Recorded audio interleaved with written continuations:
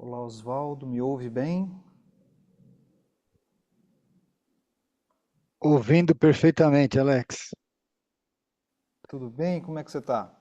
Tudo bem, graças a Deus, tudo sob controle. Até agora, a chuva não atrapalhando a gente, eu acho que nós vamos ter uma boa sessão. De Eu acho que antemão nós aí, não vamos ter de problema. antemão, obrigado aí pela ajuda, viu? Fiquei te dando trabalho Imagina. nesse negócio aqui, mas eu estou mais confortável de estar aqui no laboratório e isolado, Ah, porque os sim. corredores estão bem tomados lá e Não, então, o laboratório também não é assim, eu diria que não é o lugar. Boa tarde, Tatiane.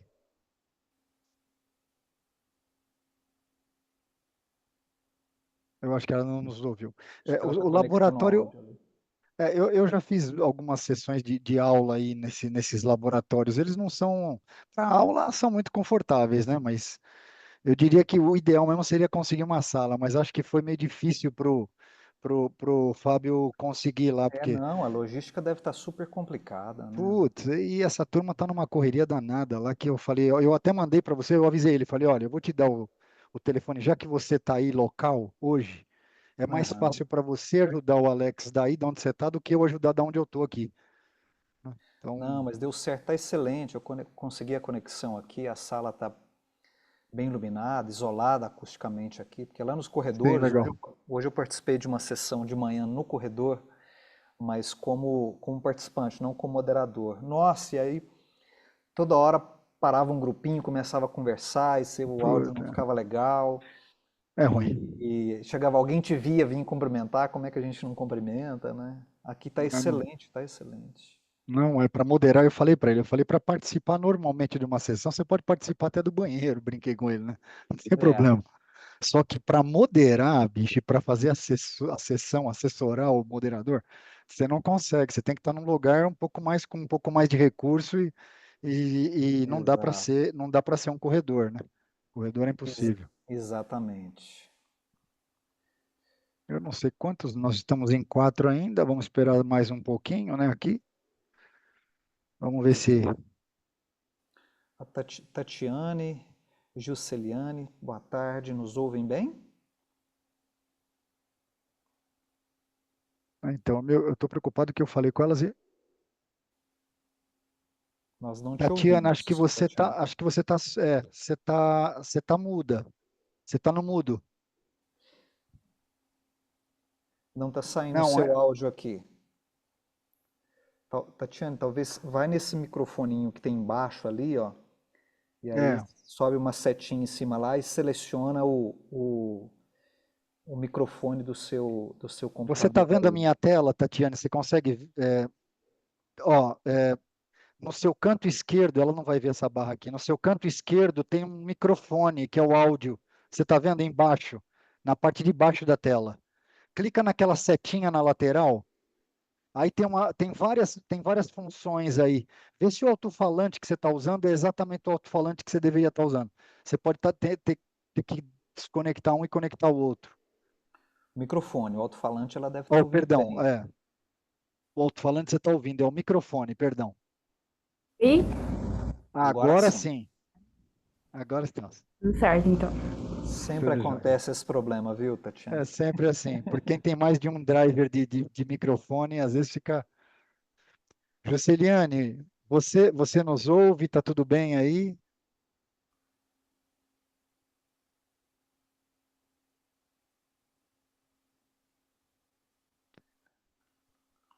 A Na Jusceliane verdade, a tá, ela professora tá, a Joceliane Jusce- a Tatiane é que vai ser a apresentadora. Talvez a Jusceliane está aguardando começar, deve ter dado uma levantadinha daí, deve ter saído. Ela é a primeira, eles são uma primeira sessão, né? Eu estou a preocupado é que os Jusceliane, outros não a entraram, né? Jusceliane, ela tá com o microfone dela ativado para falar, mas não tá saindo áudio. É, Talvez está com o mesmo problema da Tatiane, né? tem. O professor Silvio Bittencourt, da nossa sessão, eu já conheço ele. Do ano passado, quem moderou a sessão que eu fui o assessor foi a Glésia, não sei se você conhece. Não, de nome assim não. Então, eu não me recordo agora, mas acho que é da universidade. É a Universidade do Rio Grande do Norte, eu não tenho certeza, Federal do Rio Grande do Norte, ou de alguma delas lá para cima.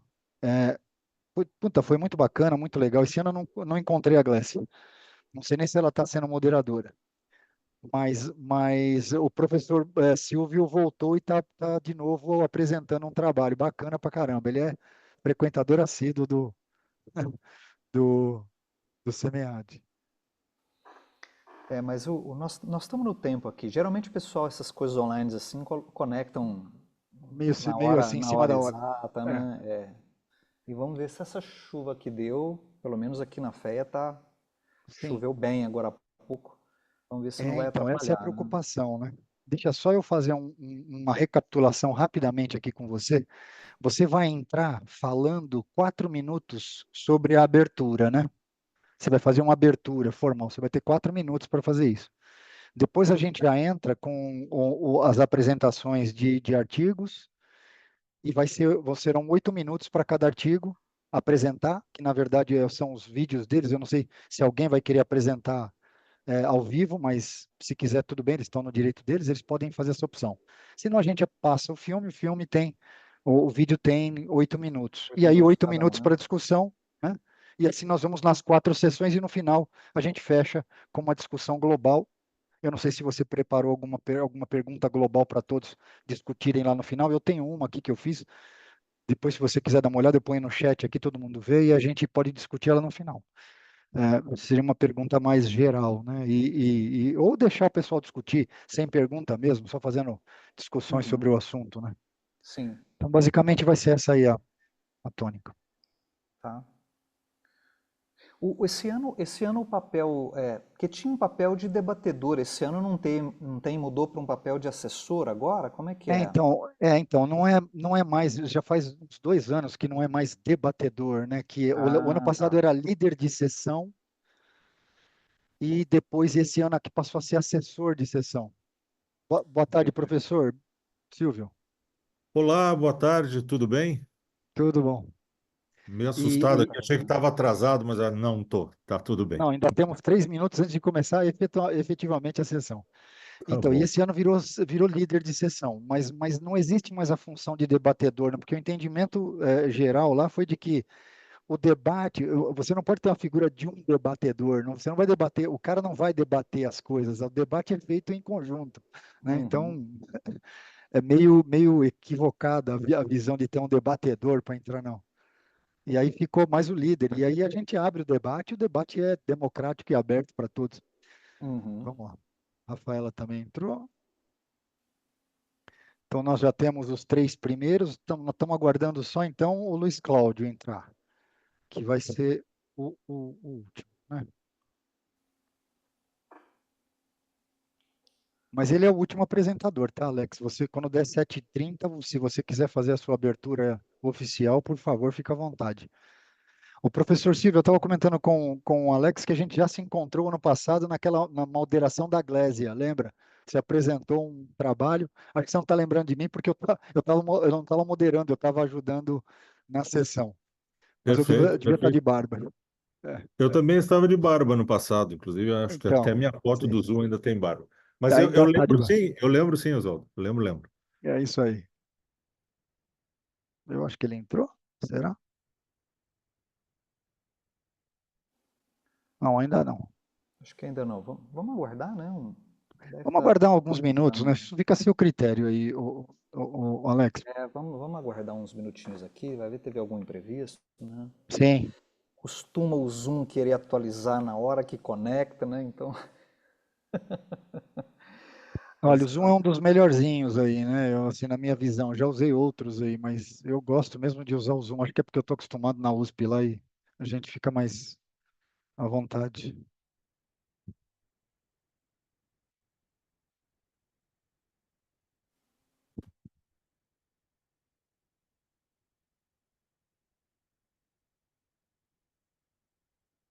o Oswaldo, nós vamos seguir qual ordem? Ordem? Então, o Alex, isso aí foi uma coisa que eu esqueci de fazer. Eu acho que ele já entrou. Não, não entrou. Eu usei exatamente a ordem que estava no site do SEMEAD. Né? Então, seria aqui, para a gente ter uma noção, seria primeiro a Tatiana, apresentar a Tatiane, né? Depois o professor Silvio, né, o trabalho 880, depois a Rafaela em terceiro lugar, e por último o Luiz Cláudio, que é também o que nós estamos aguardando, né? Basicamente seria isso.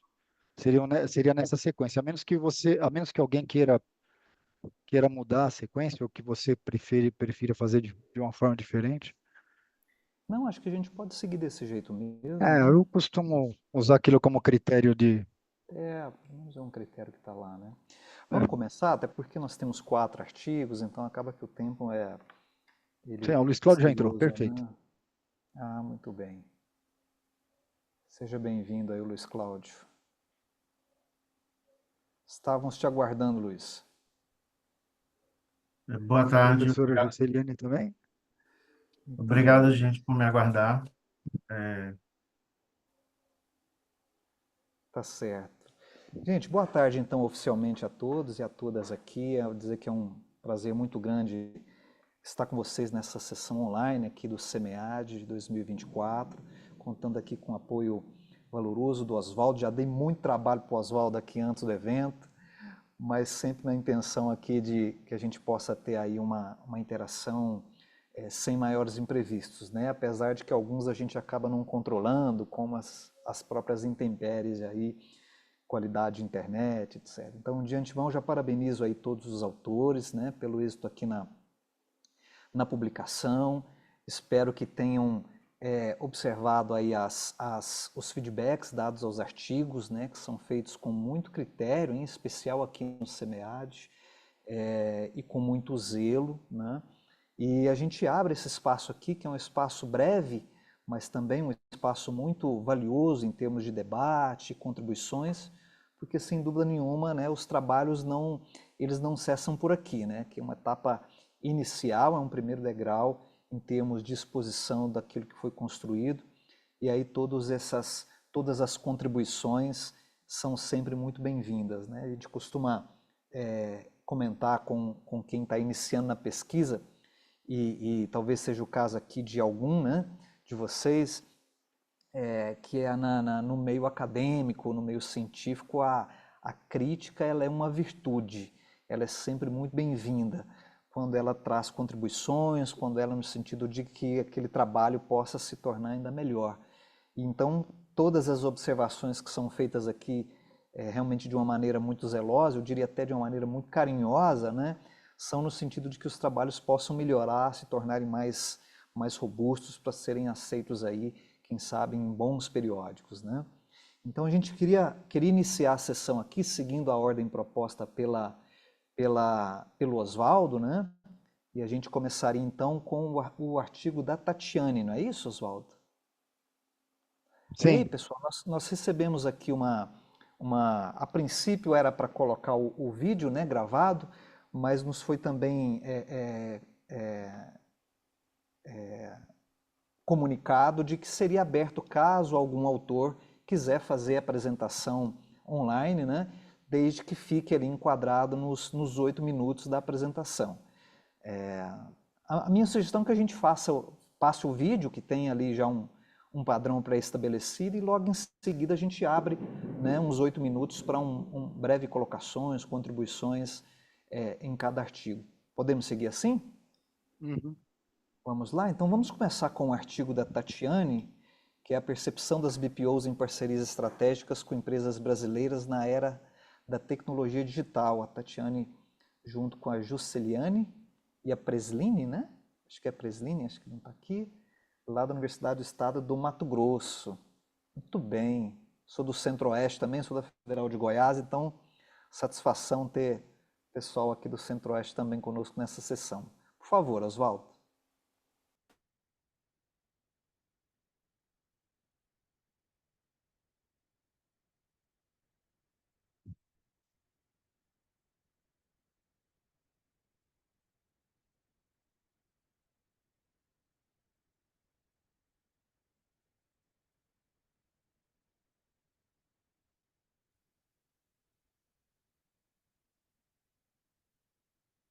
a percepção dos BPOs.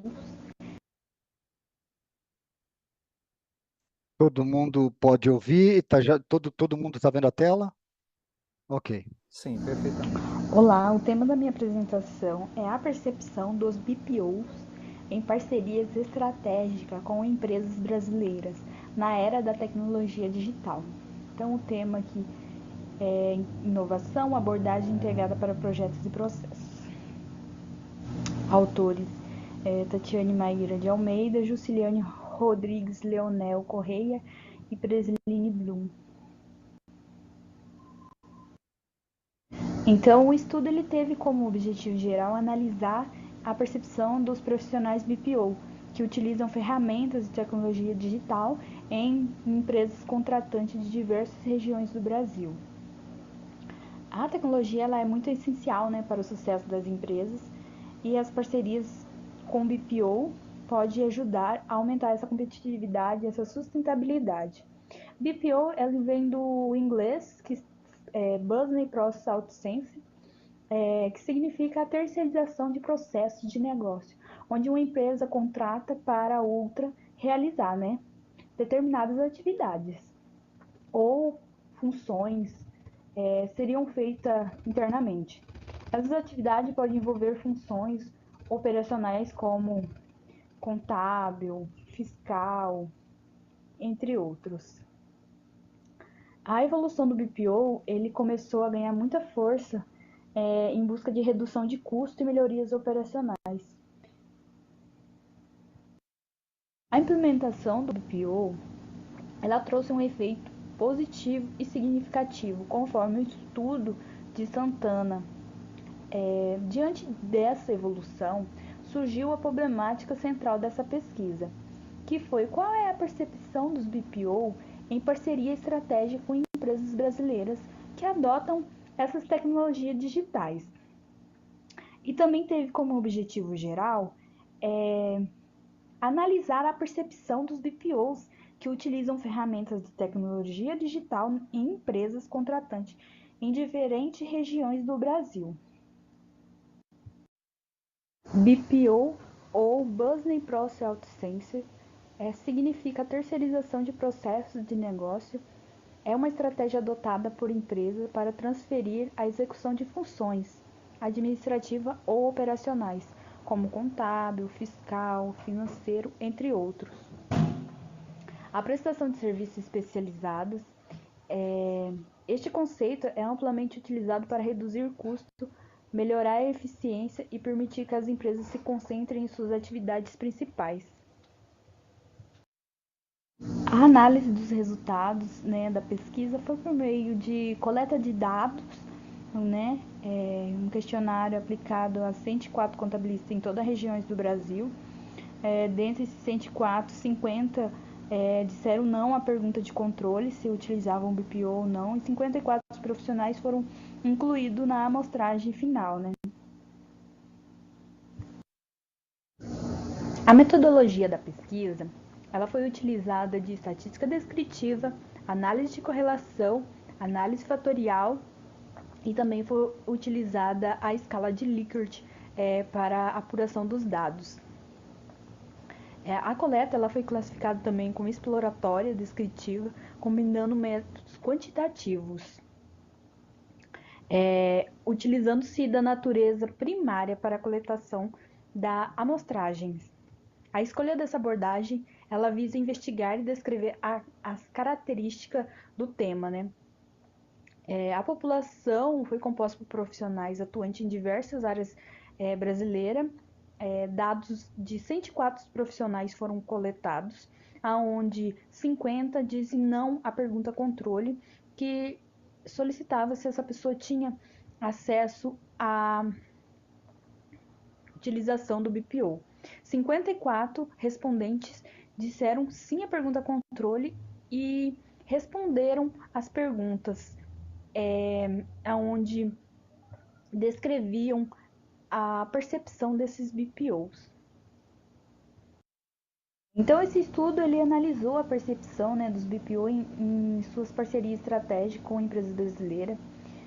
As parcerias estratégicas com empresas brasileiras na era da tecnologia digital, ela desempenha um papel fundamental no fortalecimento, né, da competitividade e na capacidade da inovação do mercado brasileiro.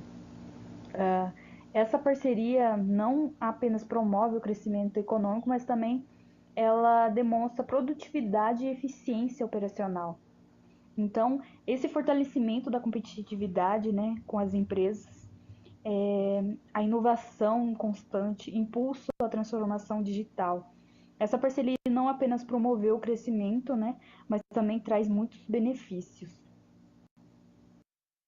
A contribuição dessa pesquisa, ela fornece informações valiosas tanto para o acadêmico quanto para profissionais dos setores de contabilidade e administração, departamento pessoal, financeiro, e essas informações por si só são compartilhadas com a comunidade em geral, contribuindo ao aprimoramento desses campos de atuação. Encerro aqui com uma das principais referências bibliográficas utilizada no estudo, como Alves, Azevedo, Correia. Meu muito obrigada.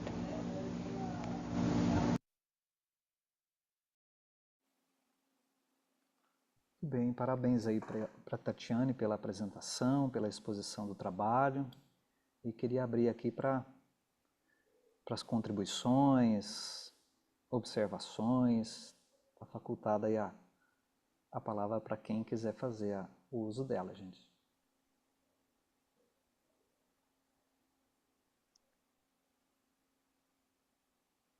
Não pode combinar, né, Oswaldo? Diga assim, eu não pergunto para o outro não me perguntar, né? Não, Pessoal, boa professor, tarde. Oi, exatamente, Tudo bem não com pode vocês? combinar. Oi, Juscelene, pois não. Tudo bom? Deixa eu Tudo só jóia. me organizar aqui rapidinho. Meu Deus. Fica Esse tranquila monte que de... nós temos tempo ainda.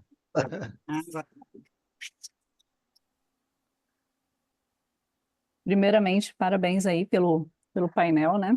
A responsabilidade é muito grande e quando eu falo da grandeza da responsabilidade, eu falo também que a gente vê que a parte científica é muito importante, através desses dados que as pessoas automaticamente constroem resultados aí, inovações. Parabéns, Tati, pela apresentação, né? Eu sei que é a primeira tour de muitas, sei que está nervosa do lado de cá e os professores já estão, né, bem acostumados com isso. Agora pode respirar. Tati, eu vou te provocar para você falar um pouco do seu trabalho, sim, porque vale a pena. O porquê do BPO, o porquê da parte da contabilidade, né? Isso é muito importante, porque às vezes é um tema incipiente, mas é algo hoje que acontece no Brasil, fora do Brasil, de uma forma com outra tratativa, tá? Pode ter certeza que eu vou deixar só você falar, tá? Tá bem. O meu tema, ele surgiu, assim, da minha área, né, que eu atuo, mas ela também me trouxe bastante reflexão para essa era que a gente passou, né, que foi a pandemia, e que forçou com que a gente utilizasse os meios online, ferramenta, estratégia. Então, eu busquei entender como é que esses profissionais estavam adaptados a essa utilização da contabilidade digital, o que levou a eles a essa evolução, né, do contador, que passou a ter esse papel mais analítico. Então, utilizando-se das ferramentas e tendo um papel mais analítico de observar, ver. Então, essa ferramenta trouxe ao contador, mas não só lucratividade, mas fez com que a gente analisasse mais dados, trazendo mais assertividade utilizando. Então, eu acho que o BPO, ele acarretou muito isso no processo para as empresas. E a tecnologia, ele transformou, né? Ele tem transformado as empresas, o contador em si. Então, a terceirização é um modelo que vem sido muito utilizado hoje em dia e que eu acho que traz, conforme até o estudo demonstra, que traz muitos benefícios para as empresas. Mais alguma? Fica aberta a alguma pergunta? Não, eu Não, vou fazer um comentário. Desculpa, professor Silvio, pode falar, por favor. não, eu só queria cumprimentar a Tatiane e a Juscelene acabou adiantando até um pouco da minha pergunta, que eu, mais de curiosidade, eu queria entender as motivações da pesquisa, porque como eu tenho formação em ciências contábeis também, muito me interessou o tema e a abordagem que eu julgo atualíssimo. Então, a explicação conseguiu dar conta disso e é um tema muito relevante nesse momento Sim. dentro do que a gente acredita que a transformação digital, ou digitalização, ou digitização, está transformando todas as profissões. Esse olhar aqui, ele mostra um olhar não só de medo, né, mas de oportunidades de negócios ou de reinventar a profissão. Então, bem interessante mesmo. Parabéns, Tatiane. Muito curioso aí para ler com mais profundidade o teu trabalho.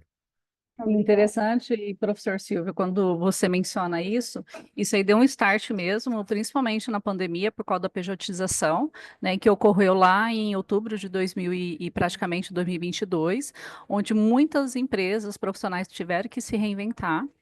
E lá fora, quando eu falo lá fora, Europa, Estados Unidos, né, e muitas outras empresas, isso já é um hábito desde o século passado, trabalhar de forma home office. E ainda para o Brasil, isso ainda é uma cultura ainda que está sendo validada, né? Então, antigamente eu olhava a pejotização como um problema trabalhista, hoje não. Hoje as empresas conseguem colocar profissionais home office e tem muitos cases de sucesso também que provam que a partir do momento que você está no teu habitat natural, perto da sua família, principalmente para mulheres, a produtividade é muito mais alta, em todo sentido. E o nome BPO nada mais é que a terceirização de qualquer tipo de negócio. Então, foi trazido para o cenário da parte da contabilidade. Eu posso contratar uma pessoa para fazer só a parte do setor contábil, a parte fiscal, a parte de RH. E o que está acontecendo hoje, esse movimento muito forte? Hoje o mercado está buscando profissionais que façam isso. Então, tem muitas empresas hoje que faz o seu modelo. Vou fazer só RH, vou fazer só fiscal, vou fazer só a parte da contabilidade. E eu não preciso sair de casa, tá? Então, quem pensa que a contabilidade tem um fim? Muito pelo contrário, né? Isso é o primeiro passo de muitos negócios de sucesso. E a Tati acabou trazendo isso, o cenário real que poucas pessoas às vezes desconhecem ou gostariam de saber como que funciona. Então, são poucas empresas no Brasil, a gente praticamente isso iniciou numa empresa lá em 2021 que tomou cara e coragem, montou todo um processo, foi inovador internamente e que acabou dando certo, tá? E vale a pena realmente ler o trabalho, sim. Legal, vamos passar para o Cláudio ali para a gente ir para a próxima apresentação, e aí a gente ainda vai ter um tempinho no final depois para algumas considerações, inclusive eu tenho algumas anotações aqui que queria compartilhar aí com vocês. Pois não, Luiz Cláudio? Primeiro, saudar a todos, né, os participantes, né, os responsáveis por esse evento, né, sempre semear a mim, dos exemplos, né, de eventos na nossa área. Parabenizar, né, as autoras aí pelo trabalho. E, assim, eu tenho uma dúvida específica, né, porque, assim, há muito tempo a gente vê falar de outsourcing, né, de terceirização, né, mas BBO é um termo, assim, bem recente, né, e, às vezes, para quem está ouvindo pela primeira vez, né, seria interessante explicar se tem alguma diferença, né, de outsourcing para BPO, que é o Business Process, né, outsourcing, né, é, só isso. E aproveitar aqui também para mandar um grande abraço para o professor Silvio, né, que é um grande parceiro aí nosso, né, e Rafaela, né, que é nosso colega aí do doutorado. A professora Mônica também já conseguiu entrar na sala, eu dou saudações a ela também. E aí é isso, a pergunta seria mais ou menos isso. Na verdade, BPO porque a diferença mesmo é a palavra processos, né? Ela tem a diferença de processos, que nem você pode terceirizar, o BPO terceiriza setores, por exemplo, contábil, setor fiscal. Acho que essa é a grande diferença da terceirização, porque tem a terceirização de serviço completo, desde o começo ao fim. No BPO é por setor, é mais ou menos isso. Quer contribuir, Ju?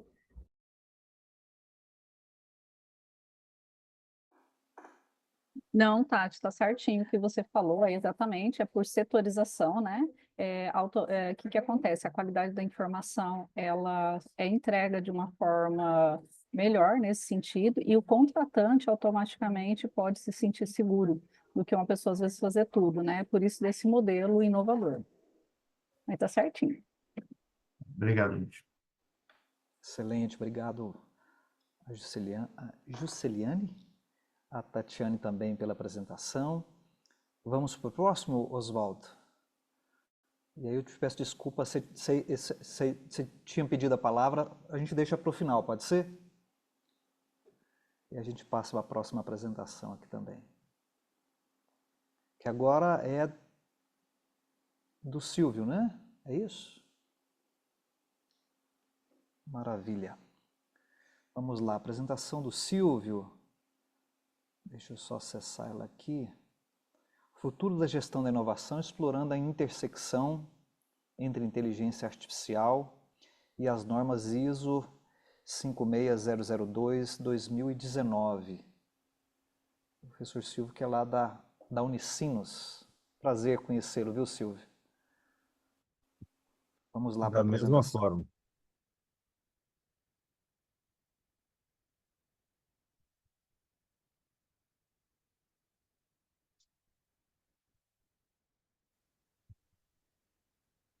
Olá, eu sou Silvio Bittencourt da Silva, professor no mestrado profissional em Direito da Empresa e dos Negócios na Universidade do Vale do Rio dos Sinos, Unicinos. Este trabalho trata do futuro da gestão da inovação, onde exploro a intersecção entre inteligência artificial e a norma ISO 56002-2019, esta como um exemplo de sistema de gestão da inovação pautado em melhores práticas de gestão da inovação. Na introdução do trabalho, discuto a inteligência artificial e a norma 56.002/2019. Para isso, reflito sobre a importância da gestão da inovação para a competitividade, a integração sistemática e sustentável como uma estratégia, e o propósito do estudo, em síntese, que é o de explorar a intersecção entre inteligência artificial e a ISO 56002. Para esse fim, parte-se da ideia de uma gestão sistemática da inovação.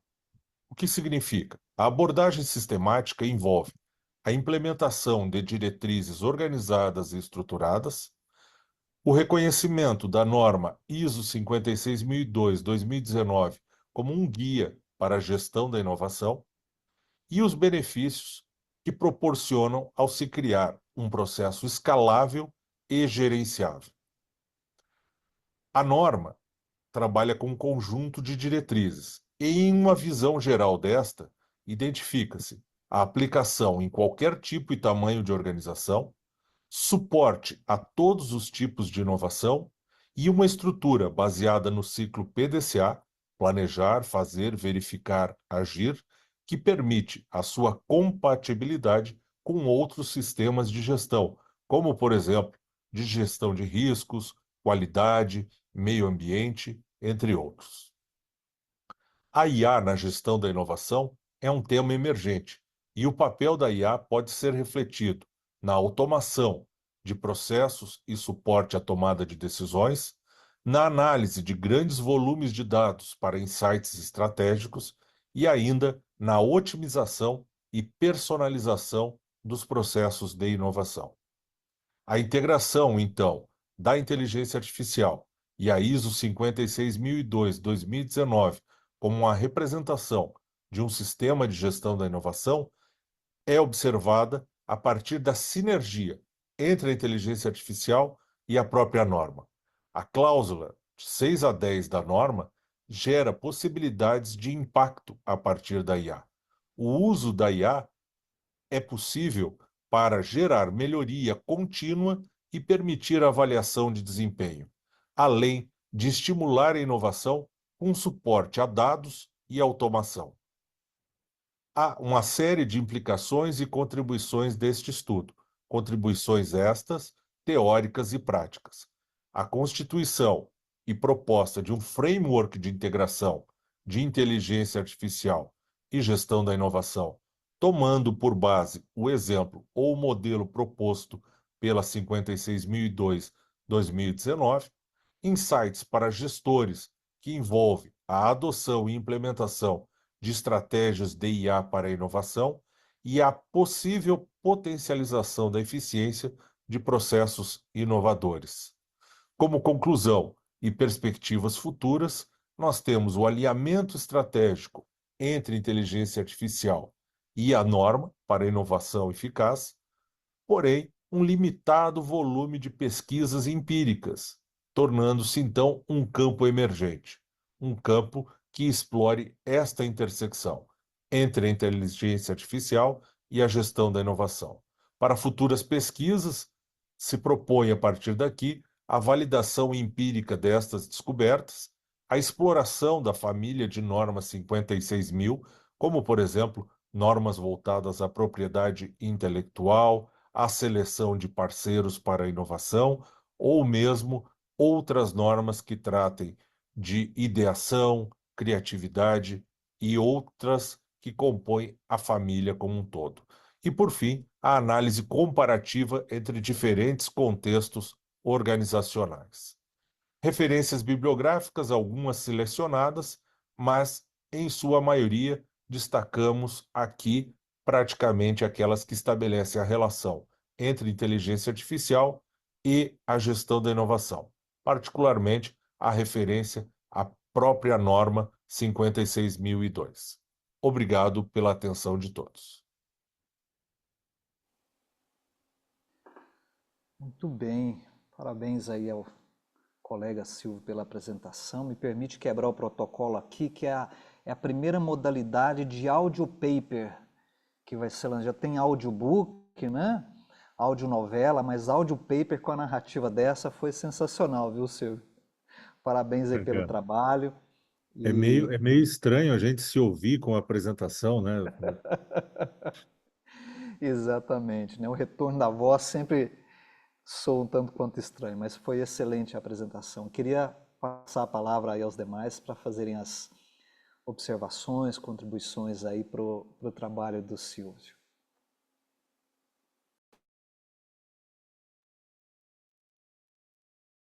Posso? Pois não, Luiz Cláudio? Eu queria dar parabéns ao professor Silvio, né? É um tema de bastante relevância, principalmente nos dias atuais, trabalhar inteligência artificial. E a gente que trabalha com gestão da inovação fica muito feliz com a difusão que a ISO tem tido, né? A gente já tem certificações, empresas no Brasil certificadas, isso é muito positivo. E até uma que é certificadora, né? Então, isso para a gente é muito importante, esses trabalhos que difundem, né, tanto a inteligência artificial com o uso adequado, né? E a ISO para mim é muito importante. A minha pergunta, professor, é justamente, como o senhor é professor do mestrado, né, da parte de direito, enfim, se dentro da perspectiva desse artigo ou de outros artigos, talvez, se cogitou aí falar um pouco dessas implicações jurídicas hoje que a gente está tendo, né, principalmente em relação ao uso da inteligência artificial nos trabalhos, né, sejam acadêmicos ou não acadêmicos, né, já que a própria ISO 56.000 é uma norma técnica, né? E aí eu queria saber sua opinião, o que é que o senhor acha, se já mapearam ou vislumbraram algumas dessas implicações aí durante esses estudos. Muito bem. É uma excelente pergunta e acho que aí já tem uma oportunidade para o trabalho, mesmo que seja pelo menos uma recomendação para estudos futuros. Como nós entendemos que não há uma produção de conteúdo propriamente dito da inteligência artificial no contexto da gestão da inovação, a gente não discutiu aqui nesse artigo questões relacionadas à propriedade intelectual, direito de autor, ou o que quer que seja.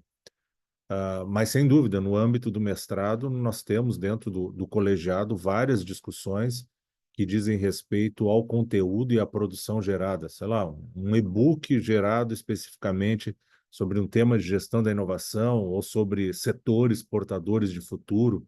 A moda agora é e-book, né? Qualquer coisa nas mídias sociais salta para você dizendo: você já escreveu um e-book? Está aqui os seus prompts passo a passo para ter a sua publicação e faturar a partir disso.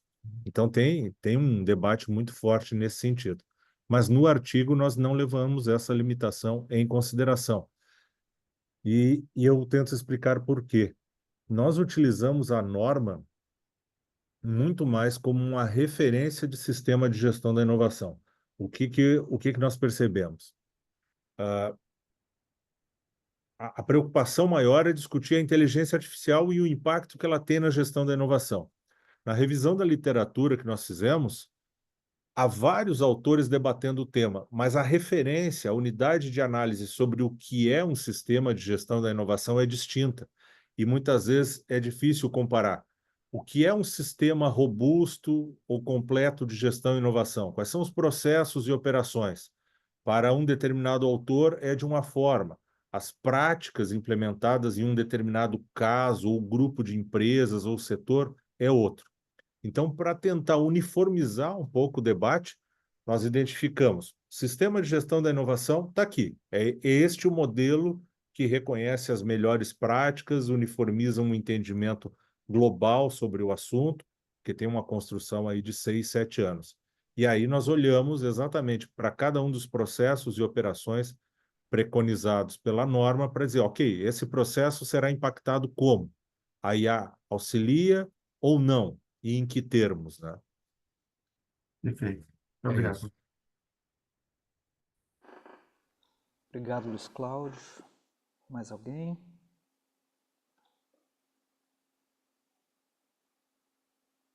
Ainda temos mais 4 minutos para fazer uma discussão ainda. Legal. Silvio, eu fiquei muito instigado com o seu trabalho. Eu não sou especialista em norma, mas me deixou ansioso pelos próximos passos, né? E quando eu li o trabalho, fiquei muito fascinado com a associação que se fez até a nível de cláusula da normativa, né? E as questões de IA. Mas confesso que eu fiquei pensando, falei, poxa, mas como que isso vai acontecer? Qual o tipo de IA que vai ser, né? O que ela vai fazer efetivamente? Então ficou com um gostinho assim meio que de quero mais, né? Mas para um trabalho nesta perspectiva em que foi proposta, né? Eu acho que atende perfeitamente, né? A escrita de maneira muito clara ao que se propõe fazer em termos de objetivo, né? Mas confesso que agora eu quero ver o próximo trabalho onde detalhe um pouco mais esse como, né? Onde associa a norma efetivamente com a tecnologia, né? E o resultado dela. Inclusive, por trabalhar muito com métricas, né? Fiquei também pensando assim, né? Quais seriam métricas utilizadas para avaliar a eficácia dessa integração de IA com a normativa, né? Que métricas que poderiam ser utilizadas para isso, né? E claro, não são respostas que vão vir nesse trabalho aqui, mas com certeza podem ser trabalhos futuros dentro da trilha de vocês, né? Mas parabéns aí, muito, muito bom trabalho. Mas, sem dúvida, Alex, isso aí reflete um pouco de lacunas que o próprio estudo tem. Quando eu produzi o trabalho, eu fiquei com receio de ser prescritivo nas tecnologias. Por exemplo, eu vou fazer um estudo sobre tendências de um determinado setor para projetar ideias, para o processo de ideação, para alimentar a ideação da gestão da inovação. Então, aqui existe lá IA generativa determinada, ou um modelo tal. Eu não quis ser prescritivo, porque ainda é um campo em construção, e daí pareceria um texto quase publicitário de ferramentas. Uhum. Por outro lado, ao te ouvir falar, talvez, mesmo não citando as ferramentas, Talvez detalhar melhor. Aqui uma solução generativa, com prompt construído, descrevendo um pouco mais de detalhes, vai fazer sentido já nesse trabalho. Então tem uma lacuna ali. Foi bom ouvir a tua fala, isso é importante. E segundo, sobre as métricas, né? No trabalho eu tento explicitar a questão de que o sistema de gestão da inovação ele tem que ser cada vez mais assertivo e ágil. Então, as empresas não têm tempo para levar 4, 5 anos para gerar uma ideia, amadurecer, testar, né? Então, os sistemas vão ter que trazer ganhos de eficiência do tipo, qual é o número de ideias geradas, quantas dessas ideias se concretizam ou fazem sentido no portfólio. Então, tem indicadores de eficiência da gestão da inovação e, é claro, de aceitação no mercado, né? Quanto chega ao final do funil. Então, teria a possibilidade de indicadores, o que também é uma excelente sugestão, Alex. Eu acho que já nesse trabalho dá para apontar rumos nesse sentido, né? Legal. Se me permite só um complemento, professor, que é o Sim, seguinte, né? Quando a gente vê lá no trabalho, né, que a IA pode ser uma ferramenta, por exemplo, né, aliada ao estímulo à inovação, ao analisar grandes volumes de dados, né, a gente pode fazer um paralelo que existem outros instrumentos computacionais que não necessariamente IA, né, mas outros algoritmos, outros tipos de ferramenta, como a própria ciência de dados, que também trabalham com grandes volumes. Mas o que especificamente a IA vai fazer? Quando se fala em otimização de processo, né, a IA pode ajudar a otimizar processos internos de inovação, da ideação e implementação. Mas existem ferramentas de automação, como por exemplo o RPA, que não necessariamente IA, mas faz otimização de processo, né? Então, perfeito. o que a IA vai trazer diferente? É esse a Sim, mais que já ficou me instigando, mas entendo que não é o objeto desse trabalho aqui. Fica aí uma provocação para trabalhos futuros que espero poder sim. ver aí mais para frente. Mas eu O acho que o professor, trabalho, na revisão agora que eu estou fazendo, eu acredito que sim, Alex, tem que constar isso. Faz todo sentido, porque apesar de falar superficialmente ali, destacar melhor as questões que se espera da IA em termos de predição, né, de velocidade de Exato, processamento, de reconhecer padrões que usualmente outros sistemas não reconhecem para contextos específicos, né? Então, exato. sim, eu acho que é uma grande oportunidade. Tem 3 grandes insights. Muito obrigado, Alex. 3 grandes o- insights o- já para constar no trabalho. professor Silvio e Oswaldo. professor Alex, é que vocês me instigaram muito e esse assunto IA é muito querido para mim porque é o assunto que eu estudo. Ah, Quando sim. você falou de RPA, Alex, é realmente isso. Ela é uma IA, só que ela é a IA, desculpa a expressão, mas ela é a IA mais burrinha de todas, porque ela serve muito para automatizar processos, mas ela funciona como braços, né? É mais ou menos isso. Mas ela é considerada, está dentro do guarda-chuva da IA, mas é a menos cognitiva de todas. E aí você vai crescendo numa escala, pegando lá o machine learning, deep learning, até chegar em redes neurais, que são esses grandes LLMs, né, que eles estão chamando aí agora, que são os Large Language Models, que são esses caras que o professor Silvio acabou de falar, que são bons em reconhecimento de padrões, eles podem fazer recomendações de caminhos a seguir. Então, eles são bons nisso, porque a quantidade de dados, por estar usando uma rede neural, a quantidade de dados que eles conseguem analisar é gigantesca, perto do que um RPA faz. É assim, é como se fosse como se fosse uma caixa de fósforo e a minha sala aqui, a diferença. É uma coisa gigantesca. Então, isso vai ajudar muito nessa parte de forecasting, né, previsões, recomendações para nessa questão aqui do meu processo, que caminho que eu sigo. Ele pode te dar as recomendações do caminho e ele pode te dar também as probabilidades de que aquele caminho, ó, esse é melhor em tantos por cento. Ou seja, ela consegue, usando os dados, né, que é o alimento da inteligência artificial, ela consegue usar os dados da norma 56002 e junto com os dados da empresa que ela coleta. Então, ela junta tudo isso dentro do data lake, onde que ela vai estudar, e ela fica rodando e acessando aqueles dados o tempo inteiro e estudando em cima daquilo. Então, não tem como ela escapar. Ela vai, com certeza, adicionar muito a esse processo e pode ter certeza que quanto mais for usada, mais ela vai gerando mais dados e vai estudando mais ainda, né? Ela aprende com os próprios dados que ela gera. Então, isso é impressionante, Sim. né? É muito bacana. Deixa eu até citar um exemplo. Eu participei de um treinamento com o pessoal da Fortec e o INPI. Os instrutores eram da YPO e eles mostraram exatamente um modelo de LLM que utiliza as bases de dados de patentes mundiais e toda a trajetória de patentes. E ele começa a criar clusters por meio de predição. Olha, se a tecnologia desenvolveu nesses pontos, e esses pontos foram consequências desses anteriores, há uma possibilidade de que surjam novas tecnologias ou tenham oportunidades aqui, ó, relacionando A, B e C. Então, ele começa a te dar ideias ou te alimentar sobre oportunidades onde você vai poder gerar ideias inovadoras, né? Campos que são tendência de estar Perfeito. acontecendo alguma coisa. Esse é um exemplo, né? E que pode ajudar a ser mais assertivo no processo de ideação, né? A criatividade é mais dirigida, não que vai amarrar ou engessar a criatividade, né? Mas você coloca o potencial da criatividade numa direção mais objetiva, né? Perfeito. É. Excelente o debate. Parabéns aí, professor Silvio. Obrigado aí, Oswaldo, pelas contribuições também.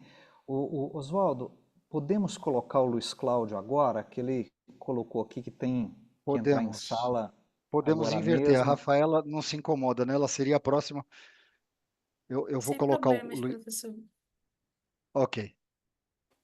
Obrigado, Rafael. Entrar em sala, é isso mesmo, né? É, Entrar eu em tenho que dar sala aula daqui, é ó. sagrado, né? Então, vamos lá para a apresentação aí do Luiz Cláudio. O Luiz Cláudio, que é da Federal da Bahia, é isso mesmo, né? Que vai falar sobre Isso. validade de conteúdo para uma escala de decisão em gestão da inovação em incubadoras de negócio. Fez o trabalho junto com o Paulo Soares e a Mônica McAllister. Isso. Vamos lá para a apresentação, do vídeo de apresentação, e a gente abre depois para as considerações. Vamos lá, Oswaldo.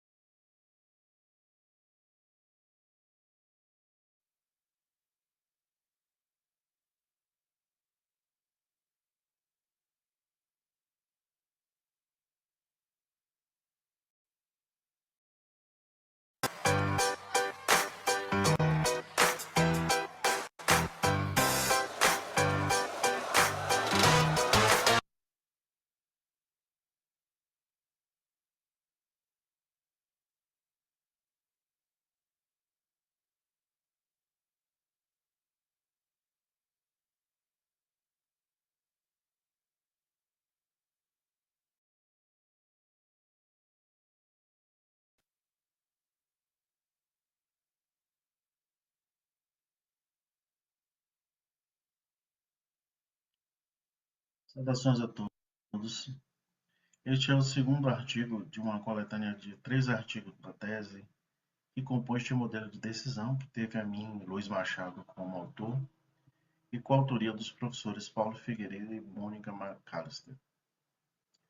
É um artigo de validação de conteúdo para uma escala de decisão e gestão da inovação em incubadoras de negócios.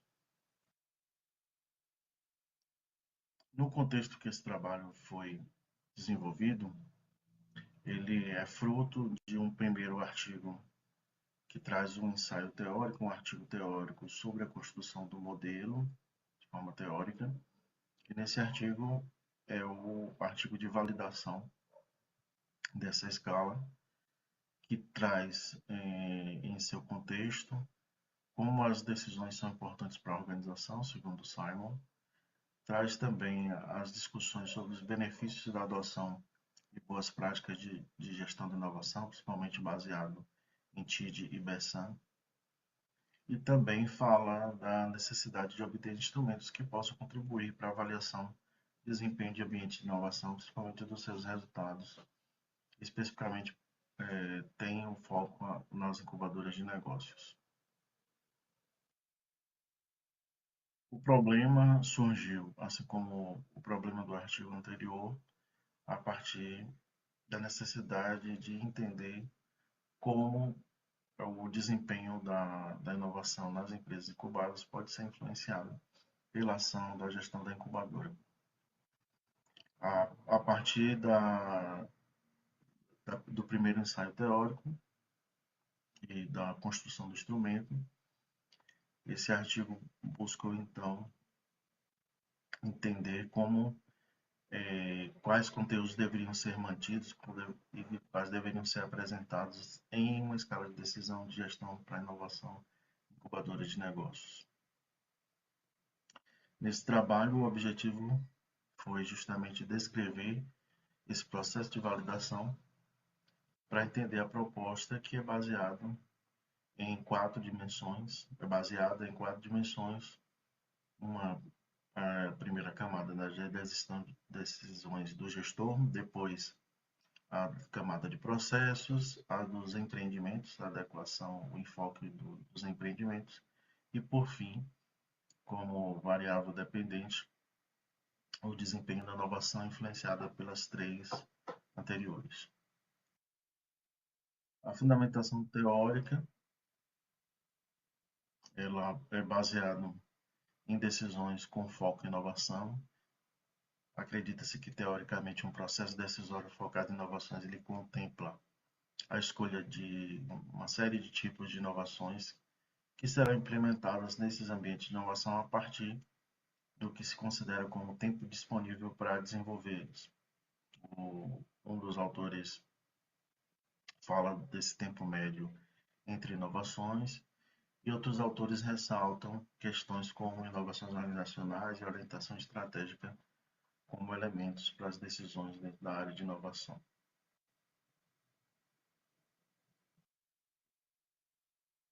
Na metodologia, verificou-se os passos para a validação do instrumento de pesquisa, que passou por 2 etapas: uma validação de conteúdo por um grupo de especialistas em incubação de negócios, e depois uma outra validação mais semântica por parte de professores doutores.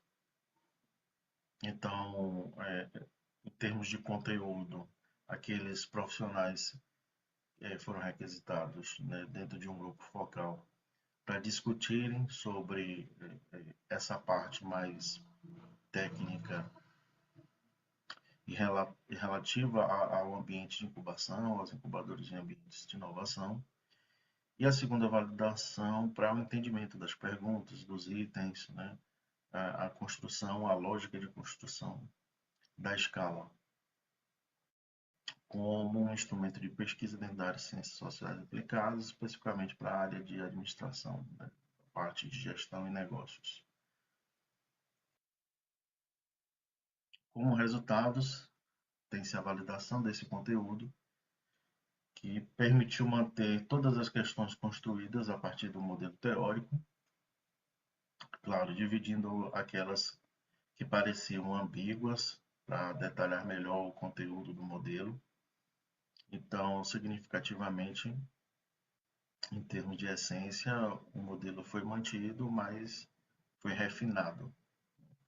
O mapa que consta no artigo, ele mostra o mapa mental das variáveis, mostra essa construção, essa divisão entre as variáveis independentes, que é o gestor, o processo e o empreendimento, e a variável independente, que é o desempenho da inovação, de forma mais detalhada e mais clara para a abordagem dentro do instrumento de pesquisa.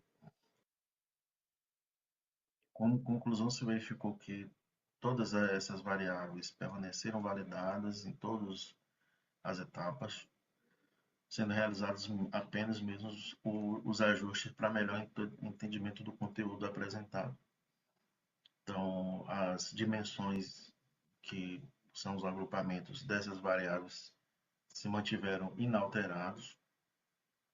Então, as alterações foi mais a nível de variável, né, dentro de cada dimensão, mas as dimensões se mantiveram.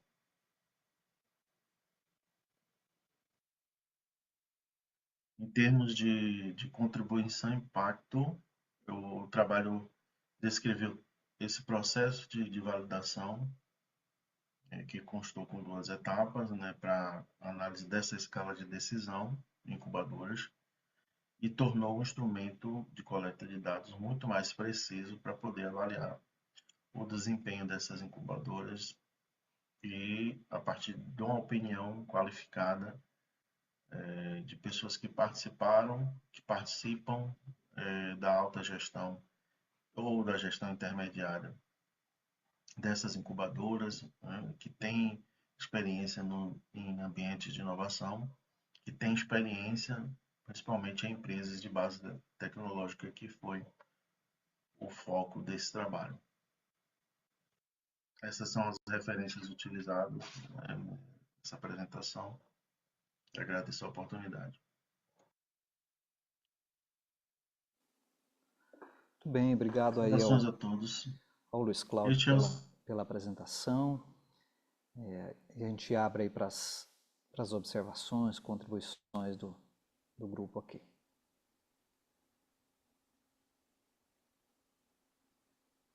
A Mônica também, né? Tá aqui, é coautora, né, Luiz? Isso, professora Fica à Mônica. vontade, fica à vontade também em fazer qualquer consideração. Boa tarde. Eu vou ficar só assistindo e acompanhando. Tá joia, Mônica. Obrigado pela presença. Luiz Cláudio, quer fazer alguma observação adicional a algo que já foi exposto aí? Eu fiquei muito feliz, né, com essa participação no SEMEAD, porque, como eu falei no início do vídeo, foram 3 artigos, né, sequenciados, né? Então, por incrível que pareça, hoje eu estou apresentando o número 2, porque na ordem de apresentação não veio o primeiro, né, que seria esse de ensaio teórico, né? Então, foi feito um ensaio teórico para criar todo o arcabouço para um instrumento, e esse segundo artigo, que é o que estou apresentando hoje, que foi apresentado hoje, né, nessa gravação, é justamente o resultado de toda essa construção teórica, validado em 2 etapas, né, com tanto especialistas na área de inovação, que participam de ambientes de inovação, que têm experiência na área de projetos de inovação, como também por outros especialistas para validação semântica. Então, teve a validação de conteúdo, né, feita por esses especialistas da área, e uma validação de doutores em administração, pesquisadores de modo geral, dentro da área de gestão, não especificamente de inovação, para validação semântica. Seguindo aí um protocolo, né, na literatura todo, o intuito, né, justamente de refinar esse instrumento. Então, como vocês viram, eu fiquei muito feliz com o resultado, porque daquilo que foi apresentado para os especialistas, as únicas modificações que realmente foram feitas foi, na verdade, de especificar mais aquela questão que às vezes estava ambígua, né? Então, um exemplo, por exemplo, que a gente fez uma pergunta sobre inovação aberta e fechada, né? E em vez de uma pergunta para as 2 coisas, né, foram feitas 2 perguntas. Então, quanto ampliou esse espectro, né, do instrumento de pesquisa, o que depois virou o 3º artigo, né, que foi o artigo de aplicação, né, dessa escala, e do qual foi defendido no doutoramento, né? Então, participar hoje do SEMEAD mostra um pouco dessa construção, né, que foi feita, e assim, para mim foi muito feliz os 3 serem aprovados, né, porque são colocados em momentos distintos, né, para avaliadores distintos fazerem avaliações, né? Então, assim, para mim seria isso. Mas, enfim, estou aberto às questões. Não sei, eu acho que os links também vão estar disponíveis depois, né, professor, para quem quiser Estão rever também. disponíveis. Luiz, só para eu entender uma coisa aqui. Esse trabalho foi a validação do instrumento, ele foi feito com um grupo de especialistas, é isso, né? Isso. E o 3º artigo Foi a aplicação. É a aplicação e ele foi aplicado em algumas incubadoras, é isso? Ou Exatamente. apenas em uma? Não, não, foi em várias, né? A gente fez um trabalho Tá. primeiro qualitativo, né? Foi uma abordagem mista da tese. Então, esse segundo artigo, ele foi qualitativo no sentido de refinamento do instrumento, validação, e aí depois de validado, ele foi aplicado em 75 incubadores do país, né? Então, a gente tem uma amostra que foi calculada, né, em termos de significância para construir o modelo quantitativo, né, porque foi feita análise de regressão, foi feito fatorial, né, para confirmar, né, todas as hipóteses e foi feita análise de regressão também. Então, foi foi distribuído, né, esse questionário quantitativo com esse instrumento validado para mais de 314 empreendimentos, né? E aí a gente teve essa taxa de retorno, né, de 75, que é representativo, né? A gente fez o cálculo, por exemplo, fez uma amostra estratificada, então a gente teve percentuais significativos em cada região do país, né? Norte, o percentual elevado, e o Rio Grande do Sul a gente pensou que não teria uma significância, por causa que foi bem na época que teve, né, aquela tragédia lá no Rio Grande do Sul, mas graças a Deus o pessoal do Sul é um povo muito forte, conseguiu resolver, está resolvendo ainda, porque é um processo de construção, né, o professor Silvio, né, acompanhou aí muito bem isso, e aí a gente, com a boa vontade de todo o pessoal do Sul, a gente conseguiu as respostas necessárias para também ter representatividade no Sul. Então, foi bom que todo o país foi representado aí nessa amostra, né? Excelente. E já foi objeto de defesa do seu doutorado, é isso? Isso. Já, Já foi já, objeto de já defesa, graças a Deus finalizou? aprovado. Tá. Muito bom, excelente. O Silvio, e os artigos já estão submetidos para alguma revista ou ainda não? Não, não. Silvio não, Eles, perdão, Luiz Cláudio.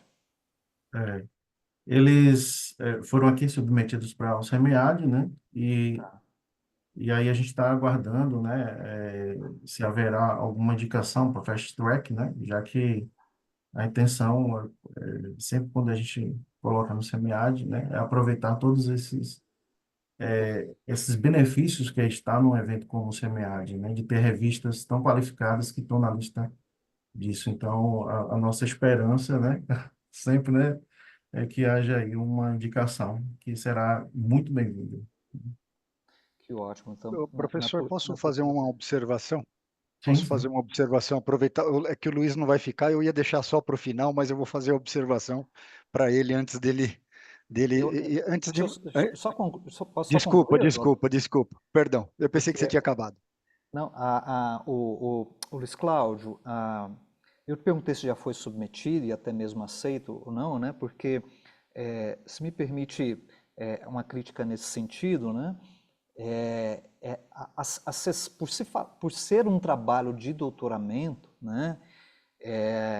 Eu acho que é muito importante que na parte do referencial teórico do trabalho, claro que aqui tem uma limitação de quantidade de páginas específica para o evento, né? É, eu acho que não tenho dúvida que tem mais densidade, com certeza, na Sim, sua, sim. na sua tese, né? Então, eu sugiro buscar um pouco mais de discussão ali no referencial teórico, trazendo os estudos, experiências em outros ambientes de inovação, parques, hubs, né?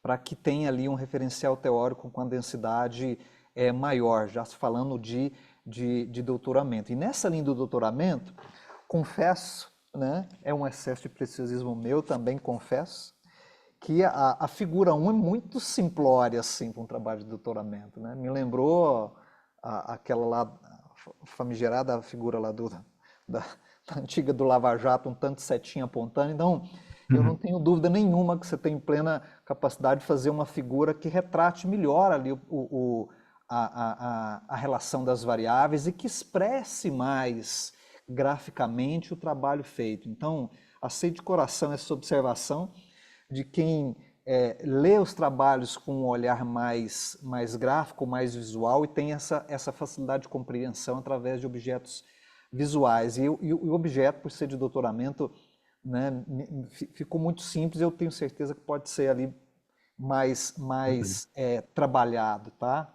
Então ficam só essas duas críticas nesse sentido, que não invalida de forma alguma um trabalho. Tá bom? Passo para você, Oswaldo, para a gente... Obrigado, professor. Obrigado, professor Alex, e desculpa pela interrupção, perdão, eu pensei que você já tinha acabado. Mas eu quero pegar carona, inclusive eu estava um pouco ansioso, porque é exatamente o mesmo ponto que eu ia colocar para ele. Eu quero pegar uma caroninha no que você já explicou, e vou terminar rapidamente. Primeiro, parabéns por Luiz Cláudio e para a professora Mônica, o trabalho de vocês é espetacular. Eu falo de vocês porque, apesar do Luiz ser o grande, o que executou, né, teve a orientação normalmente da professora Mônica, certamente, o que é muito valioso, né? Então, parabéns aos dois aí. E assim, olhando um pouco para a metodologia, Luiz, o que eu também tentei fazer um pouquinho do meu trabalho de casa, como assessor de sessão, estudei um pouquinho para poder dar um insight para vocês. Qual foi o ponto? Na metodologia, eu entendi que você, como o professor Alex falou, você fez 3 artigos. No primeiro, você fez um ensaio teórico. No segundo, que é esse, você fez a validação do conteúdo. E, por último, você fez a pesquisa survey propriamente dita, né? Eu não sei se o Luiz está aqui. E você fez a avaliação, a survey, que é a pesquisa propriamente dita. A validação interna e a consistência dos construtos que você construiu na tua escala, você verificou isso no teu último artigo, não foi isso? Isso. Essa era a minha dúvida. Porque como você chamou o segundo artigo de validade, né, da escala, Sim. eu fiquei um pouco preocupado, porque eu falei assim, poxa, mas se ele não fizer pelo menos uma pesquisa propriamente dita, com dados qualitativos, com uma amostra significativa para validar a escala, ela não estava validada, ele foi para o último artigo sem validar. Mas, na verdade, você validou ela propriamente, É. formalmente, no teu último artigo. Então, agora eu entendi, parabéns, essa é a dica. Seria a dica que eu ia dar para você, mas reforço aí o que o professor Fabiano, Alex Fabiano falou sobre as figuras. Se você for e você tem toda a capacidade de ir para uma revista, vá com uma revisão com base nas figuras e tenta jogar toda a ideia que você criou, da tua criação, num framework final lá, onde você pode jogar todas as ideias, né? Isso vai ser também uma dica que eu vou dar para a Rafaela também, quando ela fizer a apresentação dela. Mas era basicamente isso. E parabéns para vocês pelo trabalho, tá? Obrigado, Oswaldo. Mônica, Obrigado, pois não, professor Mônica? Alex. Obrigado, professor Oswaldo. Professora Mônica, quer A falar? professora Mônica quer falar, Bom, primeiro, antes de mais nada, um esclarecimento, né? Luiz Cláudio foi meu orientando de doutorado na primeira etapa, né, até a qualificação, que foi quando nós contamos, inclusive, com a participação do professor Silvio também, na banca, né? E depois eu me afastei do programa de pós-graduação, estou entrando numa fase sênior e fazendo algumas escolhas, né? Para ficar mais tranquilas, para encaminhar, inclusive, o meu título, né? Conseguir minha última progressão na Universidade Federal da Bahia. Mas, assim, e depois o Paulo, né? Que é realmente hoje o Paulo Soares Figueiredo, que fez da qualificação até a aprovação final. E por isso essa parceria, eu continuei, na verdade, com a parceria.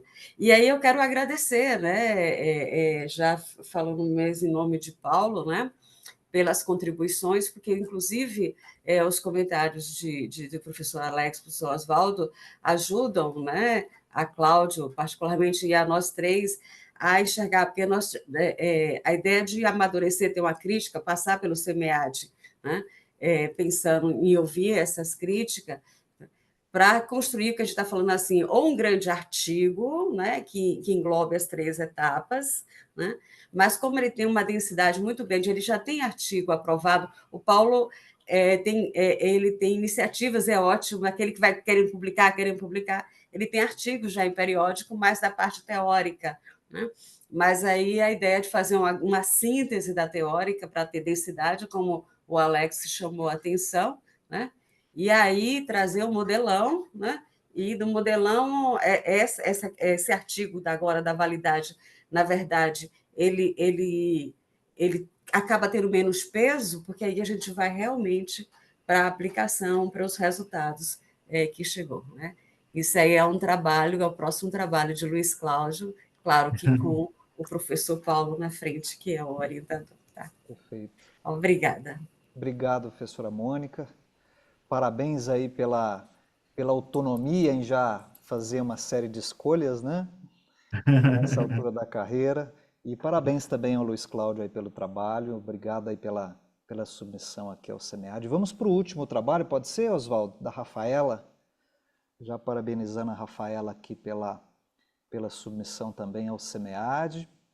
E a Rafaela vai falar para nós gerenciamento de projetos culturais, criatividade plural como prática criativa. Rafaela, que é da Federal da Bahia. Rafaela e o Eduardo Davel, ou Davel, certo? Vamos colocar o vídeo aí e a gente abre depois aí para as observações.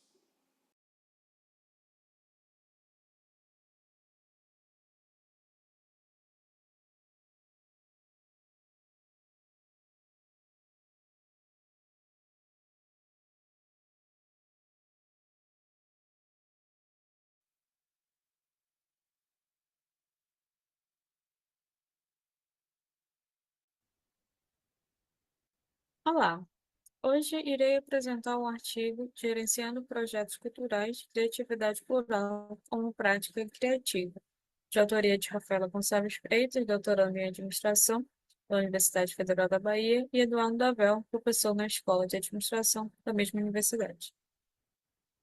Uma breve contextualização sobre a nossa temática de pesquisa está situada na economia criativa, tem seu núcleo de atividades a criatividade, desenvolvida em sua maioria por projetos culturais e criativos nas indústrias criativas. Os resultados criativos dos projetos que proporcionam esse benefício dependem da gestão de projetos comprometida com a criatividade, ou seja, cabe à gestão, a promoção, o incentivo e integração da colaboração das ações criativas dedicadas por diferentes atores.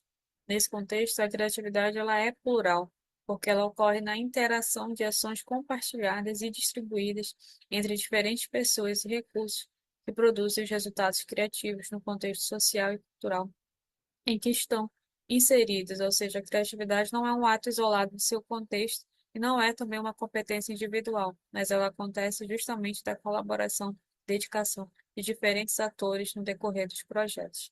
No entanto, a relação entre a gestão e a criatividade durante processos, durante a prática da gestão, não é esclarecida, não é abordada em pesquisas da área.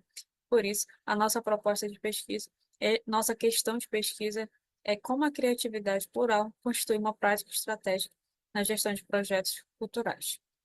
A metodologia adotada para o desenvolvimento da pesquisa foi uma etnografia multissituada, desenvolvida em 3 fases. Na primeira fase de aprendizagem com o campo empírico, onde houve a imersão e a reflexão sobre a gestão de projetos culturais em 12 organizações localizadas em 2 regiões do Brasil. A segunda etapa foi a consolidação dessas aprendizagens do campo, delineadas a 3 projetos culturais. O primeiro projeto de audiovisual, chamado de Filho de Boi, uma produção composta por uma organização composta por 4 membros em diferentes especialidades. O segundo projeto foi um festival IC, Encontro de Arte, promovido por uma organização cultural, que desenvolveu 3 sessões de atividades culturais com participação de vários artistas. O terceiro projeto foi um musical chamado Na Coxia, produzido por uma companhia de teatro. A terceira etapa da etnografia foi o contraste com o campo empírico, ou seja, nós utilizamos um projeto de ficção para comparar e contrastar a realidade do campo empírico com uma obra de ficção. Essa obra de audiovisual ela foi produzida e veiculada no Brasil, que tinha como enredo um problema de saneamento básico, que foi resolvido. Houve uma tentativa de resolução, perdão, por meio de elaboração e produção de um projeto cultural para submissão e alcance de uma proposta em um edital da prefeitura para solucionar o problema da comunidade. A etnografia, durante as 3 fases, utilizou das fontes de informação, documentos, entrevistas e observação, e o processo de análise foi por meio da análise de narrativa progressiva ao longo das 3 fases, no qual foi desenvolvida a etnografia, contrastando as diferentes fontes de informação, identificando as categorias chaves que nos permitiram concluir que há 3 processos principais na gestão de projetos que são orientados por práticas plurais. Uma delas é a criação, promoção e consolidação. Na criação, ela envolve ações criativas dedicadas à produção do objeto criativo do projeto. O segundo processo é de promoção, que consiste numa série de ações criativas dedicadas à captação, interação e engajamento do público com a performance criativa. O terceiro processo é de integração dos projetos culturais. Ações criativas são dedicadas para adaptação, implementação e realização dos projetos. Esses processos eles acontecem de maneira recursiva e dinâmica durante a execução dos projetos, elaboração e execução dos projetos culturais. Não é apenas um ato isolado da gestão, mas sim é uma prática coletiva. Como por meio da análise da narrativa foi possível também identificar que há uma dinâmica que sustenta essas práticas criativas, chamadas de relacionalidade criativa, que nada mais é que a capacidade do coletivo em manter e reproduzir relações ao longo das diferentes fases dos projetos culturais. Nós identificamos 3 constituintes dessa dinâmica da relacionalidade, que faz com que essas práticas criativas sejam progressivas. A primeira é a brincadeira criativa movida pelo afeto, onde ocorrem essas trocas criativas de interação entre diversas pessoas do coletivo, impulsionado pelos sentimentos de afeto mútuo que são construídos ao longo dos propósitos, experiências e percepções compartilhadas desses atores ao longo de vários trabalhos. O impulso criativo pela crítica nos projetos envolve as ações criativas realizadas pelo coletivo em respostas às avaliações e percepções críticas recebidas do público. E o terceiro é a inspiração criativa impulsionada por restrições que surge das condições contextuais em que os projetos culturais operam. Então, essas dinâmicas contextuais fazem com que essas práticas criativas sejam mobilizadas, porque há uma relacionalidade criativa que é mantida por meio das relações entre as pessoas que compõem um projeto. Discussão em conclusão. Os resultados da pesquisa explicam como a criatividade constitui as práticas estratégicas na gestão de projetos culturais. Essas ações criativas, elas funcionam como estratégia que viabilizam a realização dos projetos. E nosso foco na prática da criatividade revela que essas práticas e processos criativos são construídos coletivamente. E esses resultados estão alinhados com a visão de projetos como processos criados, organizados e reproduzidos por indivíduos e coletivos.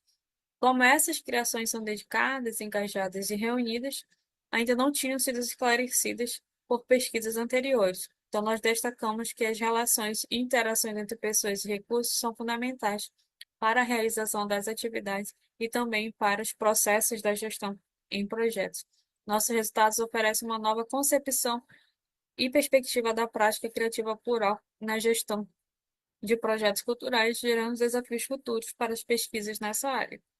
São algumas referências que foram utilizadas para o desenvolvimento da pesquisa. Muito obrigada pela atenção. Tudo bem, parabéns aí a Rafaela pelo trabalho. Eu queria começar com 2 observações. Primeira observação, Rafaela, que eu acho que você pode avaliar, e, obviamente, para trabalhos futuros, né? Quais implicações os achados desse seu trabalho pode ter para políticas públicas associadas a projetos culturais, né? Então, fiquei pensando, né, na relevância da temática e tudo que ela promove ali nessa análise da questão da prática criativa coletiva, né? Mas quais implicações em termos de políticas poderiam serem propostas, né?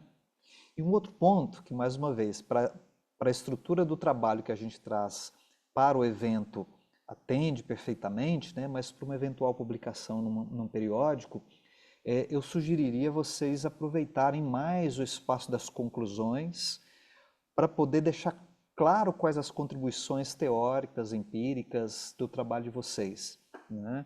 Aqui especificamente ficou tanto quanto reduzido, né? Mas sem se tratando do evento, está tudo certo, mas acho que numa revista precisa estar ali, né, esse grande fechamento com as contribuições, de uma maneira muito explícita, as contribuições do trabalho de vocês.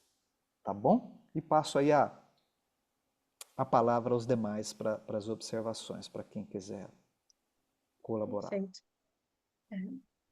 Posso comentar? Para você mesmo, Aguardo Rafaela. todos. Certo. Obrigada, professor, pelas observações. Eu já esclareço que é o terceiro artigo, né, que compõe a tese, são 5 artigos. Esse é o primeiro artigo empírico.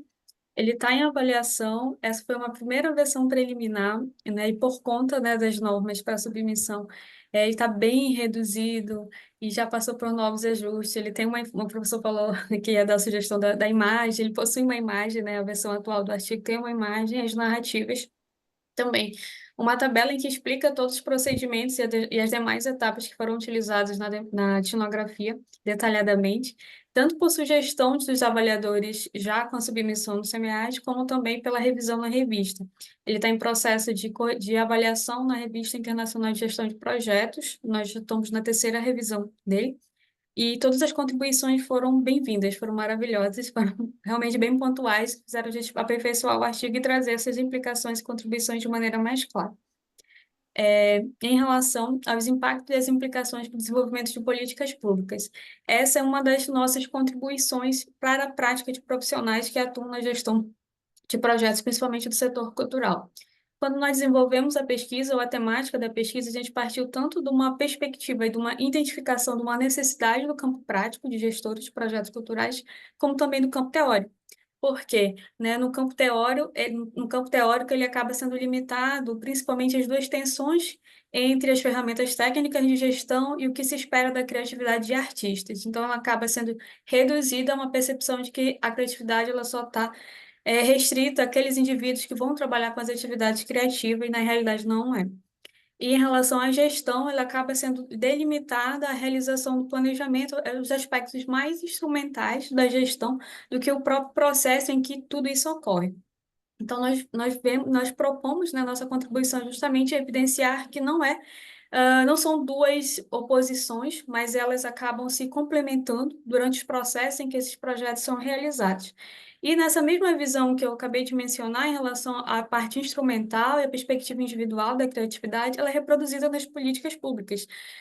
Exceto, né, já houve uma mudança na última cartilha publicada pelo Ministério da Cultura, em que ele estabelece diretrizes para o fomento e desenvolvimento da criatividade, olha só, e do setor da economia criativa, promovendo condições para que diferentes segmentos de atividades que constituem essa economia possam desenvolver a criatividade.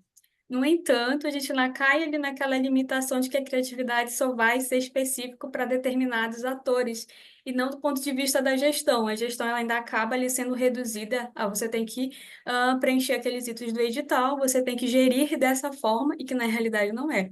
Então, nós mostramos mais uma vez que a gestão em projeto do setor cultural é muito mais uma gestão relacional, em que se constrói o coletivo do que uma hierarquização. E com isso, a gente propõe um novo olhar para o desenvolvimento de políticas que visem propor condições para que essas relações e redes criativas que acontecem no Brasil sejam fomentadas e se propaguem. Obrigado, Rafaela, pelos esclarecimentos. E é legal ver que o recorte do trabalho, né, ele é parte de algo muito maior, né? Isso é muito bacana, muito bacana. Mais alguém, gente, quer fazer alguma contribuição? Oswaldo? Rafaela, parabéns pelo seu trabalho, viu? Assim como todos os outros, todos estão magníficos. São trabalhos muito bons, foram aceitos num excelente congresso e vocês fizeram exatamente a lição de casa que vocês tinham que fazer.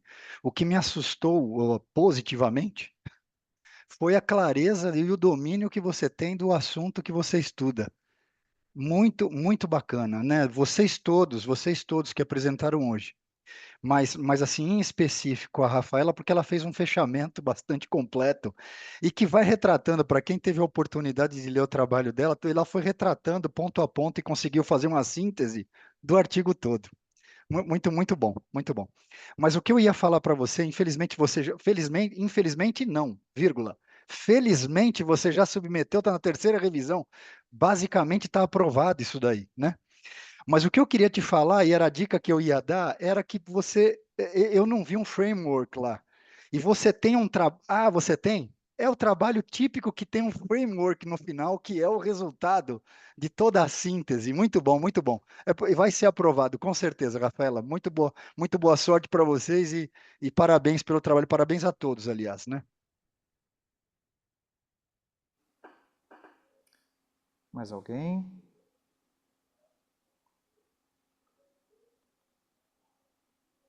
Não?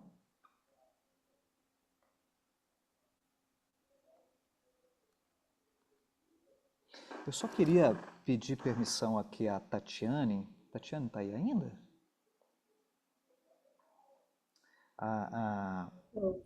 Que no momento da sua apresentação acabou que eu não fiz nenhuma contribuição. Isso me permite, Tatiane, lendo o seu trabalho, né? A discussão é muito em cima de BPO, né? E você fala de novas tecnologias, mas no trabalho eu senti falta de que se deixasse claro esse depara, né, de novas tecnologias sendo subentendido como inovação. Se a gente está aqui numa temática voltada para a inovação, né, simplesmente falar em novas tecnologias pode não ter o entendimento de que aquilo seja uma referência a algo inovador.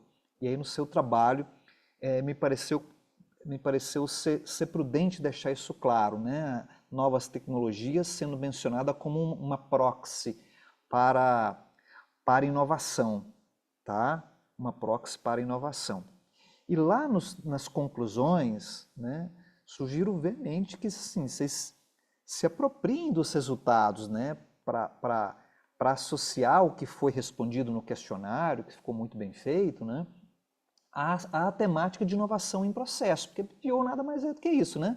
A empresa opta por poder terceirizar um processo ali na expectativa de que alguém faça melhor, de uma maneira mais inovadora, ou utilizando novas tecnologias, ou melhores processos. Então, se apropriem disso efetivamente no resultado, que é onde está a contribuição, né, dos autores ali no trabalho, tá? Então, me perdoe estar fazendo um comentário aqui tardio na sessão, mas eu não podia deixar de contribuir também no seu trabalho. Acabei deixando aqui para o final, mas nós não vamos ter mais tempo, né? Acho que estamos um pouco avançado e queria para a gente Professor, fazer um... nós temos mais 7 minutos que a gente pode continuar debatendo aqui, porque a sessão vai encerrar às 19, né? 19, né? E as pessoas podem migrar para a sessão de debates lá, né? E continuar numa outra sala fazendo isso, se eles preferirem, né? Mas a nossa sessão acaba daqui uns 5, 10 minutos. Nós temos mais 6 minutos aqui, né? Eu queria abrir para considerações gerais, né? De quem quiser fazer qualquer observação, todos os que ainda estão aqui, né? Já tivemos algumas saídas aí necessárias. Muito grata pela contribuição, estava esperando essa contribuição. Eu vi que contribuíram com todos aí. Muito obrigada, eu vou estar analisando essa perspectiva e aplicando no meu trabalho. Legal, Tatiane. Parabéns. Também agradeço as observações e provocações, professor. Foi a primeira vez apresentando no SEMEAD, já havia submetido outros trabalhos como orientadora de outros alunos e hoje como autora, e é muito bom porque é um artigo que acompanha a minha tese, né? O primeiro empírico. Agradeço. Parabéns, viu? E a observação do Oswaldo muito muito pertinente, viu? O seu domínio com relação à temática, né, nos impressiona. Parabéns. E é algo bem peculiar, né? Bem peculiar. Eu confesso que eu li o seu trabalho e falei, puxa, mas é a cara da Federal da Bahia esse trabalho, viu? Que delícia. Professor, está A fora do gente, meu domínio. Está fora do meu domínio também, eu achei espetacular. Não, eu não, tive não que ler desmerecendo umas os outros duas trabalhos. vezes para poder entender o É que é trabalho muito dela, né? fora da nossa área, né? Que nem a Tatiana falou sobre BPO, o professor Silvio sobre IA, que é um assunto grato para mim, eu adorei também, e o Luiz também, todos os 4 trabalhos foram bons. E o da Rafaela me chamou mais atenção porque está totalmente fora da minha área. Eu tive que, sabe, introjectar mais do que uma vez e ler ele com puta, sabe, uma calma, assim, para poder entender. E eu achei muito legal mesmo, né? E a sua Rafaela, clareza, né, de novo.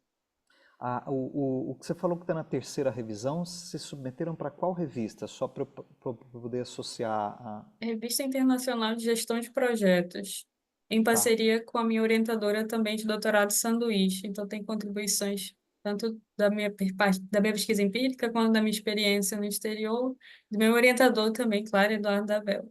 Professora Mônica, um abraço, prazer revê-la, aproveitando a fala. perfeito. Obrigada. Eu aí aproveito, né, não só para parabenizar a Rafaela, desculpe, eu fui falando, nem levantei a mão antes, mas para parabenizar também a coordenação e a moderação da sessão. Vocês estão de parabéns. Legal, obrigado, professora Mônica, por estar aqui conosco. Mais alguém? Professor Silvio? Não, nesse momento nada a acrescentar, só parabenizar e agradecer a oportunidade de participar de uma sessão tão rica quanto essa. Muito aprendizado aqui. Tudo bem. Oswaldo, para a gente finalizar então aqui, fechando, alguma observação aí, meu caro? Não, só lembrar todos para não esquecerem de fazer a avaliação da nossa sessão, né? E se continuar entrando se possível, todos os que puderem, né? O professor Alex está lá em pessoa, fisicamente no SEMEAD. Quem puder participar, ou não esse ano, no ano que vem, que todos os anos nós temos, estejam todos convidados e assim que estiverem em São Paulo, passa lá na USP para conversar um pouco conosco. Professora Eliane também. É isso aí. Elaine, que abriu o vídeo ali agora, quer fazer uso da palavra? Vou comentar rapidinho. Eu sou mestranda aqui da Universidade Positivo, no Paraná. Tô iniciando aí, a primeira vez que estou participando do evento. E gostei muito, aliás, a Rafaela, muito interessante, assim, eu também fiquei impressionada com o assunto diferente, né, a gente que é da administração, mas gostei muito também do professor Silvio ali, eu trabalho com as normas ISO, então eu fiquei bem interessada em conhecer um pouquinho mais, tá? E parabéns a todos, parabéns pela moderação também, eu estou gostando bastante aí de acompanhar as apresentações. Muito bem, seja bem-vindo. Eu quero reforçar aí o convite que o Oswaldo fez, né, para quem não teve a oportunidade de estar presencialmente em um desses eventos, né, e nesse caso aqui o SEMEAD, né, faça um planejamento para poder estar em algum momento, porque é muito rico estar nas sessões presencialmente, encontrar várias pessoas, né, estabelecer algumas conexões de coisas que são similares ou até complementares, né? E são nessas conversas aqui, olha que coisa maravilhosa, né? Elaine se trabalha ou se interessa por questão de normatização, já coloca seu e-mail aqui, viu, professor Silvio, para a Elaine fazer contato e vice-versa aí para, quem sabe, possam haver colaborações aí no futuro próximo, né? Isso é extremamente valioso dentro aqui do nosso ambiente, né? Então a gente reforça esse convite, sem dúvida nenhuma, para que possam estar presencialmente e quando não, né? Dado que também os valores de passagem, estadia não estão muito atrativos, né? Estar virtualmente como nesse momento aqui e graças a Deus a tecnologia nos ajuda. Gente, obrigado mais uma vez. Queria fazer um agradecimento especial a vocês que submeteram aqui para o SEMEAD, né? E ao Oswaldo que nos apoiou aqui arduamente em todo o background aqui da condução da sessão. Muito obrigado, viu, Oswaldo? pela parceria. Desejar uma boa noite aí a todos, uma boa É sempre um quarta-feira. prazer, professor. Quando a gente enfrenta uma equipe bacana dessa aqui, com tantos trabalhos bons, e parabéns de novo para a Tatiane, viu, Tatiane? Muito bem, gente. Um abraço a Muito todos, obrigada. viu? Até mais. Tchau, Bom tchau. descanso. Até, Abraço a até. todos. Até logo.